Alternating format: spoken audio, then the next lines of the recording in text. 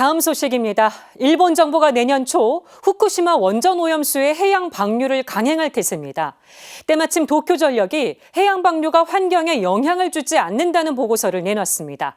장현민 기자가 보도합니다. 지난 4월 일본 도쿄전력은 후쿠시마 핵발전소 오염수를 해양 방류하겠다는 방침을 사실상 확정했습니다. 이어 해저 터널을 뚫어 먼 바다에 오염수를 버리겠다는 구체적인 계획도 공개했습니다. 여기에 도쿄전력은 지난 17일 오염수 해양 방류가 환경에 거의 영향을 주지 않는다는 시뮬레이션 결과도 발표했습니다. 도쿄전력은 이를 통해 오염수를 방류하더라도 현지 어민의 피폭량은 일반인의 연간 피폭 한도인 1mS에 미치지 못한다고 주장했습니다. 아울러 해산물의 피폭량 역시 국제 기준의 2만 분의 1 수준이라고 말했습니다. 도쿄전력은 이 같은 시뮬레이션을 바탕으로 해양 조사를 추진하는 등 터널 공사 준비에 착수했습니다. 예정대로라면 오는 2023년 봄부터 오염수 방류가 시작될 것으로 보입니다.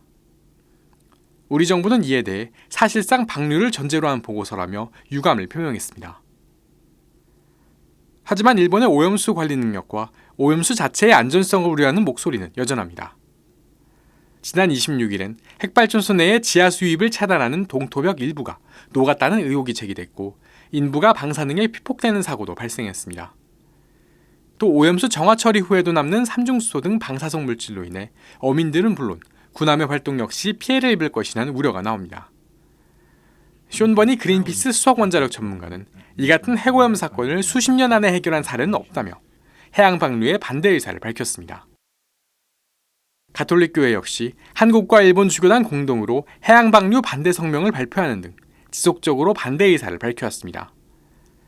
하지만 국제원자력기구가 방류를 사실상 묵인하고 있고 일본 정부 역시 주변의 우려를 무시한 채 방류 계획을 밀어붙이고 있습니다. 전문가들은 정부가 중심이 돼 단호하게 대처해 나갈 것을 주문했습니다. 사실은 현재로서는 별로 이렇게 지렛대를 갖고 있지 않은 거죠. 그래서 정부가 어쨌든 분명하게 자기 지렛대를 갖고 얘기를 하는 것들이 현재로서는 제일 중요한 거라고 봅니다.